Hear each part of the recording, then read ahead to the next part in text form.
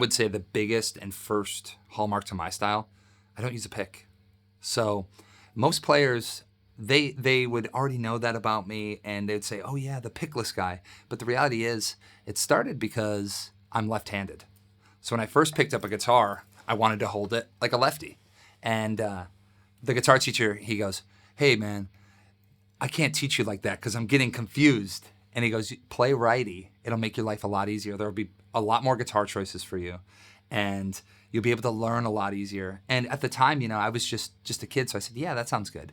He handed me a guitar pick and I never got on with it. It was almost as if, with your fretting hand, you can feel you can feel the frets, you can feel the strings, the tension. When I used a pick, it almost felt like I was kind of masking that from this hand.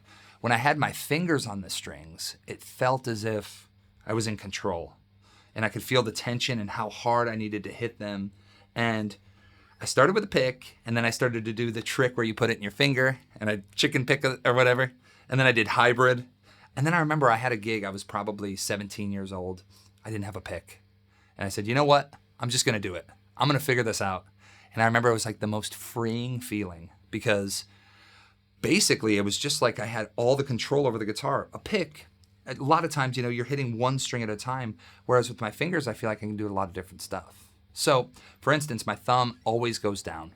My index, my middle, and my ring pull up. So let's say something as simple as playing a chord. If I wanted to play a chord, I could do essentially pluck up on all of the strings. So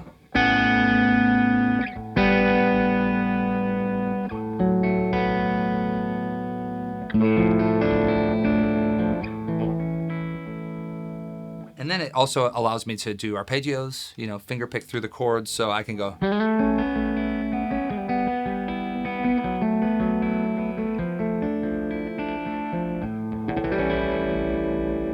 What I noticed about it was a freeing feeling, and it almost was like I could take parts of songs that I liked, and when I started to finger pick them, it just felt different. It felt like I was kind of saying it my own way. And then, of course, I got into Jeff Beck. I saw Jeff Beck, I saw Albert King, Derek Trucks, obviously Mark Knopfler. And I noticed this sound. Hubert Sumlin, who played with Howlin' Wolf and Muddy Waters as well, I got to jam with him when I was a kid. He was not using a pick. He made a sound of his guitar. It sounded like this. I was like, whoa, that's a cool sound.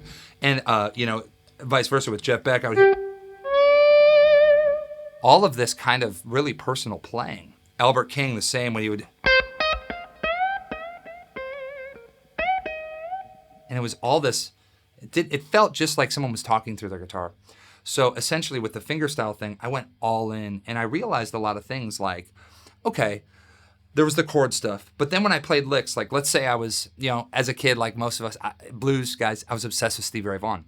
Well, if I wanted to play a lick that was Stevie, when I played it with a pick, it sounded like Stevie. But then when I started to do it my own way, I would find these little ways of picking and it's usually always the flesh. I don't use the nail because they'll break really easy.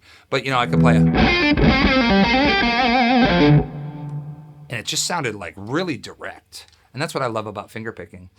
And, I figured out a lot of different things like snapping the strings against the frets gives you more of a chicken picking sound. Yeah. Incorporating open strings with that snap, you start to get harmonics. I could do all those weird kind of... And I was noticing that the finger picking, it made me be more creative. And I'm really glad that I stuck to it because a lot of people told me when I was coming up, they're like, Jared, you're not going to be a professional guitar player unless you use a guitar pick. And at the time I was like, I don't care. I just want to play the way I want to play. So the finger picking, that was the main key. Do you find, how do you develop speed with finger picking? Because, one of the advantages of a pick is that, you can do the sort of regular alternate picking, but you have absolutely no problem kind of shredding and playing fast if you need to. So how do you kind of approach that? So what's really strange is if I had to alternate pick, I would use my thumb and my index and basically do like a up-down thing, right? Yeah. So like a... If I needed to strictly do that. But what I found was it's almost like a combination of more legato technique and understanding almost where I need to pick, because really what it comes down to for me is it's like a tension and release thing. It's like a pressure thing. So if I hit one note, let's say I hit the this note right here, I know that I can get those other two out, and then I'll go to my next string. And it's almost like I've worked it out with a guitar where I just know what notes I need to pick. And this didn't come from, I would say, sitting in my bedroom practicing finger picking. It was almost as if it was like just trying to play music and trying to hear it. I try and like the equivalent of running water. So when I play something, it sounds... I don't necessarily think about what I'm picking. It's just whatever, I feel like I know where the notes are going to die off, and that's where I need to pick again. And another thing too, and I think that everyone can relate to this, when I started to relax more with my hand, and it's hard because, you know, I always try and get pumped up and play guitar, but like when you relax more, you get a sense of, I can play faster. So I used to have my hand really tight, you know, and I'd try. Once I stopped that and I just kind of said to myself, okay, cool. It's like when I watch Hendrix videos. If you watch his right hand, it's not, you know, Stevie was like a sledgehammer. Hendrix had this flow, and you could hear it had this really nice kind of, you know, loose. And once I started to do that and try and marry that in the middle, it really helped me kind of pick up speed. There's little things I do though too, like 1, 2, 3. So if I wanted to do like, let's just say a simple blues, I'd just sit and I'd sit. I probably shouldn't talk over that, but I would sit and I would just try and do that lick. And I would say, okay, how do I build speed? And I would sit and go so slow all the way to the point where it started to make sense.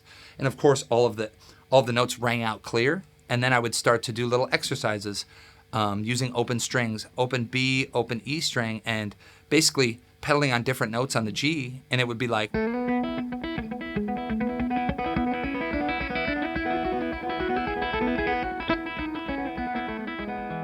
And obviously, once you turn that up a little bit and you really start to get in the feel of it.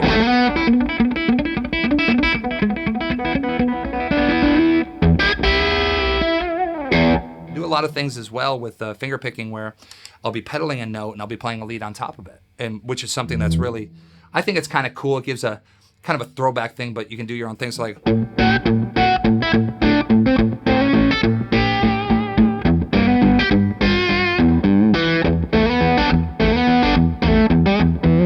going all the way up.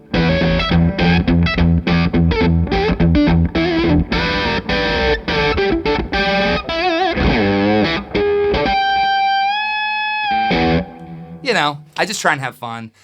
I feel like the finger picking opened up a lot of different possibilities that I didn't have.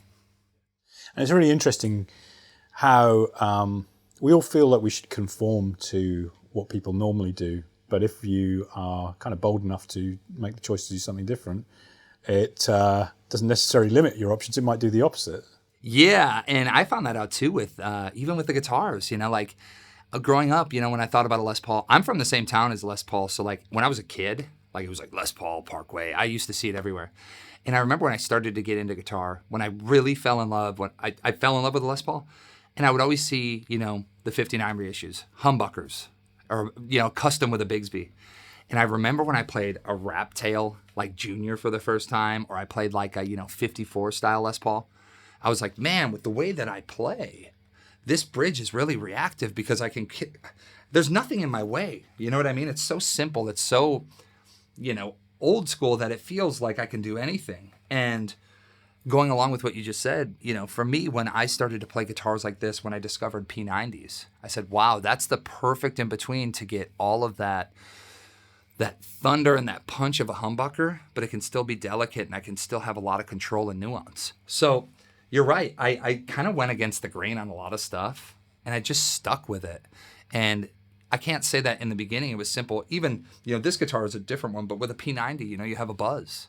And it was like, okay, I have to figure out how to, I almost, you know, be a magician. It's like on, off, you know. So I'd be playing something crazy, you know, and let's say it's super high gain, I'm turning on your pedal, and, you know, it go.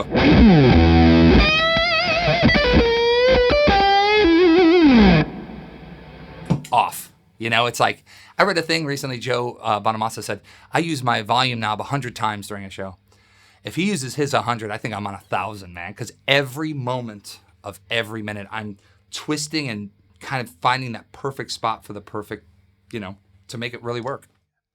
That's really interesting because if we go back to the era of, I don't know, Rory Gallagher or players like that, where people are playing through big 100-watt stacks and they're kind of basically doing air sculpture, they're riding this wave of sound pressure, they're using the volume and the tone far, far more than people generally do today. Absolutely. I always, when I found that the volume knob could work as my overall throttle gain, so if I wanted to fingerpick, I just roll my volume back.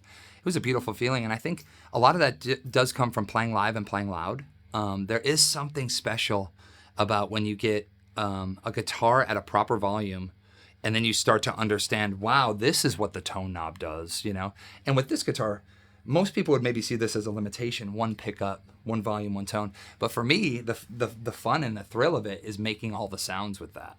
And going back to that, yeah, it's like this volume knob, this is the most important piece of the puzzle, I feel like, as an electric guitar player. Whether you play blues, rock, country, whatever, jazz, it's like everything, you should be able to get out of your guitar in a great amp. And then everything else is just colors on top of it. Yeah, Zach Wild would always be like, they're crayons in your coloring book, all different colors. And I think that's kind of a cool way to look at it. It brings it really back to, it's you as a player. It's what you feel here. It's what you're trying to say with your hands and get it out. And I found that the simplest way to do that was to keep a really simple setup and to just kind of just be all in.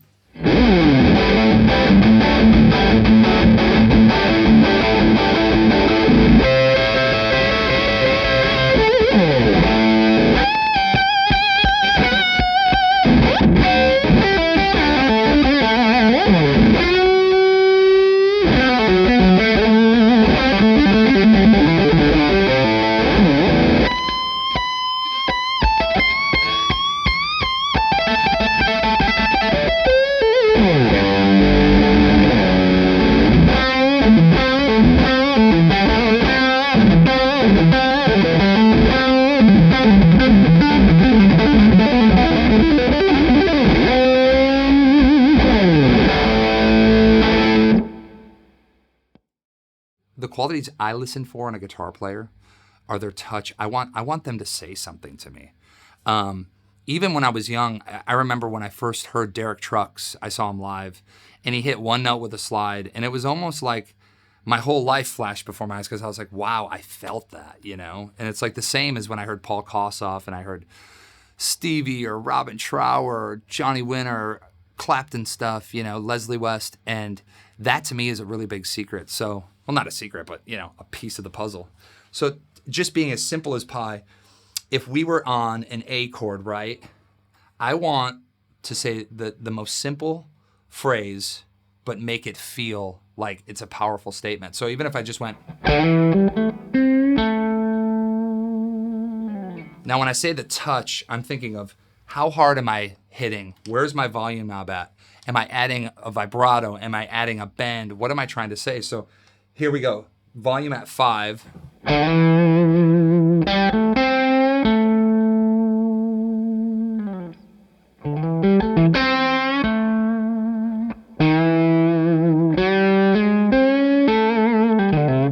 Bring it up.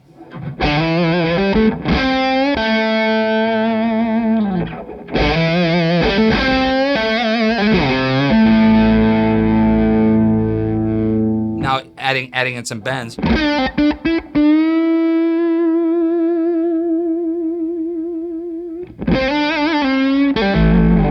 it back.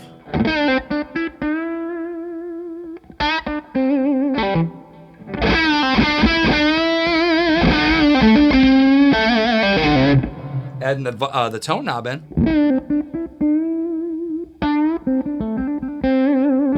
Bring that volume up.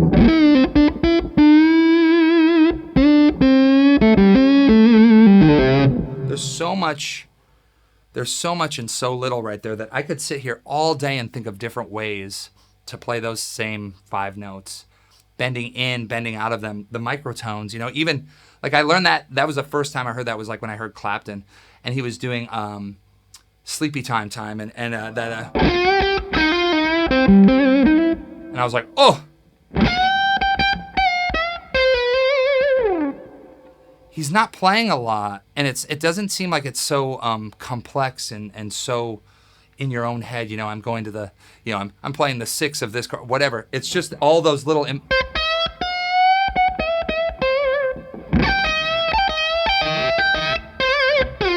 So when I'm playing, I'm thinking about a lot of that stuff. How can I bring that tension and then have a release? You know, like even as.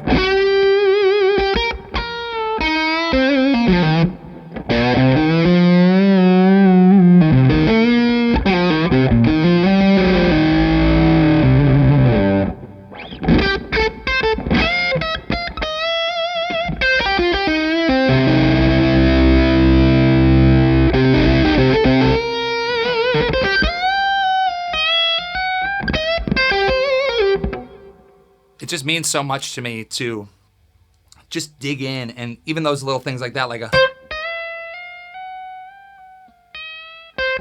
really weird stuff. So I think that that's a really big thing about my style as a player is, especially when I'm playing live with my trio, it's like, man, the best feeling on earth is hitting a low E, like a fuzzed out low E, and then just almost like closing my mind off and just like opening up. So it's like literally like if I just go.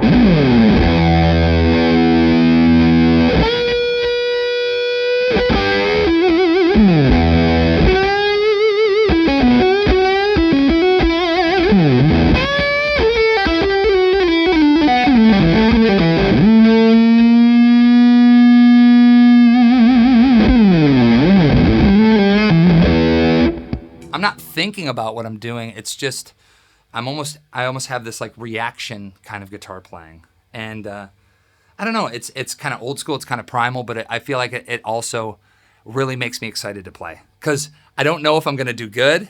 Because a lot of times too, you'll fail, and it's like I'll hit something really bad, and I'm like, oof, you know.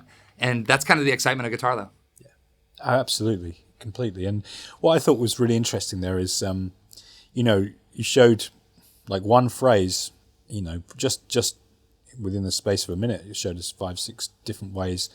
It's a completely different phrase. It's the same notes, but it's a completely different phrase because you're using the full palette of expressive tools that you can use. Totally. Just on a guitar, one pickup, tone, and even more so than that, like if you really dig into it, you know, you think about like your little toolbox, right? You have bends, slides, vibratos, hammer-ons, pull-offs, all that stuff. We could sit here for the next hour and take those notes and completely rework them probably 1,000 times. And then you start to talk about, well, what am I, you know, it's almost like a horn player. It's like, am I full on? Am I going, or am I going to, you know, stutter a few different notes?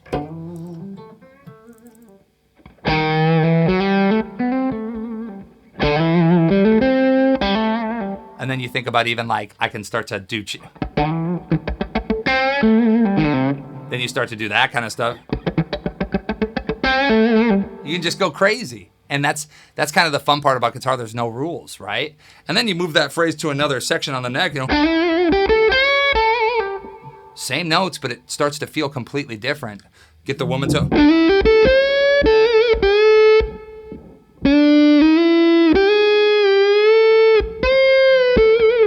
It starts to sound like a weird bar. You know, I just like to have fun and use my ear to, because I feel like all of the licks, you know, when people say, here's 5 essential blues licks, it's like, yeah, but it's like what you do with those licks, learn those licks, and then it's almost like you have to like just take them and dismantle them every single way possible and make them feel how you would want to say them. Yeah, it's interesting, isn't it? Because, and it's a really great lesson for people to get their heads around. There is a school of thought in guitar or a school of playing where people don't want to make mistakes. It's all about precision and that sort of thing. And okay, I'm not, I don't mean any disrespect towards that, but when you get into the Hendrixes and the Claptons, there's something, you know, certainly Clapton in Cream. If you think about that solo in Spoonful where he comes in, oh yeah, boom, and just whacks the E string. This is, you know, surely that's the excitement of playing guitar, right? Yeah, and I thrive on that. That's I think what makes me most excited about guitar is that excitement of like, it's almost like like I said, it's almost like a train, and you don't know if it's going to go on or off the tracks. But there's also something really special about the connection that you have with the guitar and speaking through it. And I love all types of guitar players, and I love all types, and I have such respect for them. But like you said, with that spoonful solo, there's just something where when I hear that, you know, what you said, that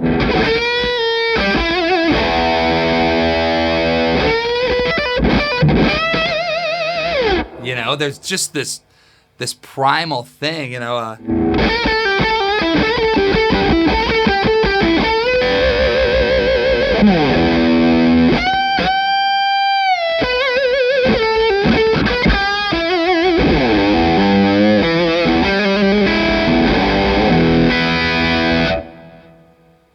I can't explain how it makes me feel, but it's just it's a combination of just like being all in, really using the tools you have here, and just kind of expressing, you know, expression.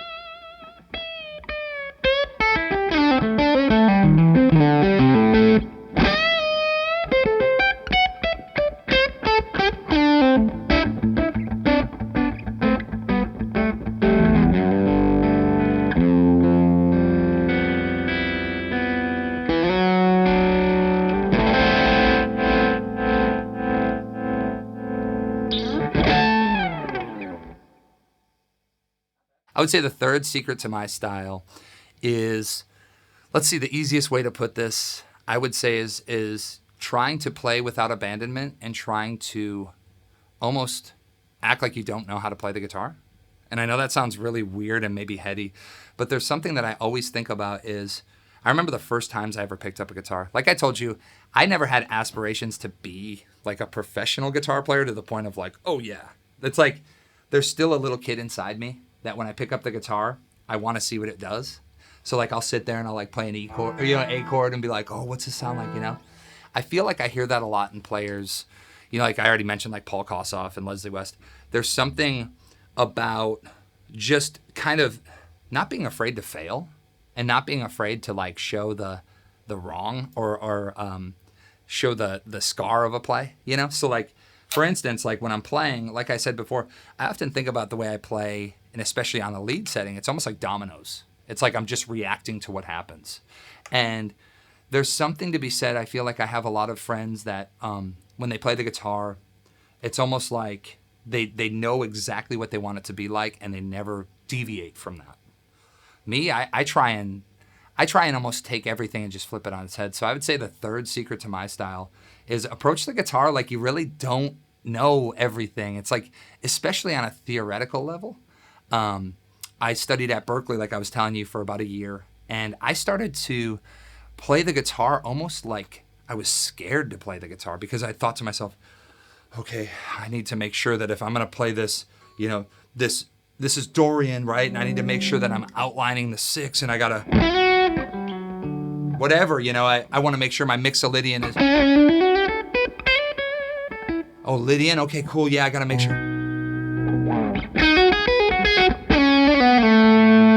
So there was this piece of me that started to think about the guitar as almost like it was a puzzle. And it was like, I just need to make sure I do all this to make sure someone else thinks I'm good enough. And what I found out about that was I got really bored, and I almost lost the essence of what I loved about guitar. It's something where when I pick it up and I play something, like let's even say like something like this.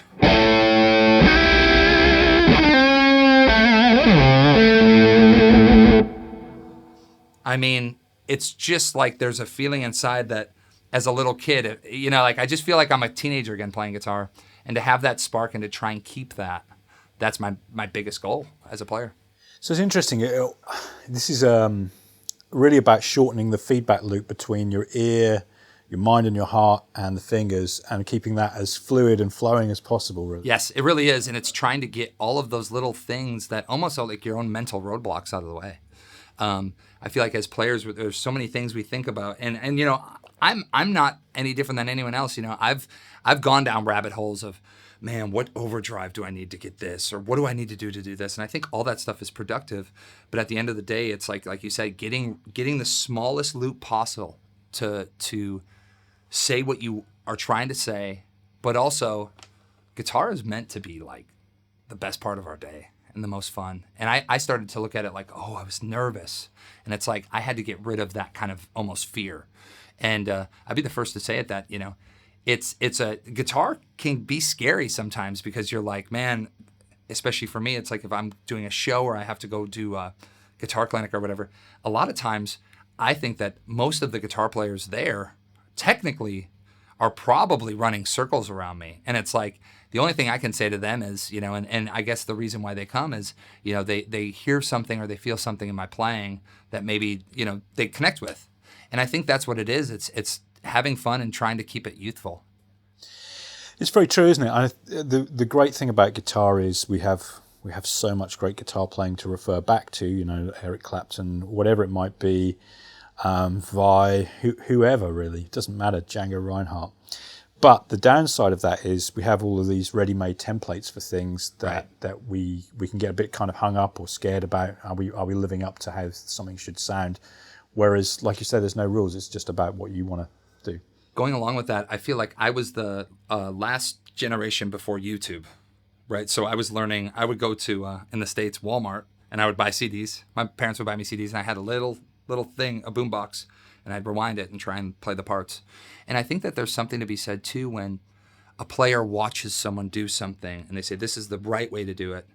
Of course, that's an incredible tool, but there's also something to be said for learning things by ear and learning things and saying, well, that's cool, but I like the way it sounds down here instead of over here. And then you start to make your own personal kind of feel. And it's like, I remember when I was a kid, I swear when I was 16 years old, if someone tried to play me a Stevie Ray Vaughan lick and it didn't sound exactly like Stevie Ray, I was like, garbage. You know what I mean? I don't want anything to do with it because it's Stevie all day, no matter what. And then all of a sudden I was like 17, 18. I was like, well, I kind of like the way, you know, Buddy Guy played that. But it was like, you know, there's certain, I think, you keep growing as a player, right? And I think my growth as a player has led me to a place of, it's almost like just being a human and just expressing myself through the guitar. Some days good, some days bad, but I definitely am far from perfect, but there's kind of a charm to that, I think, too.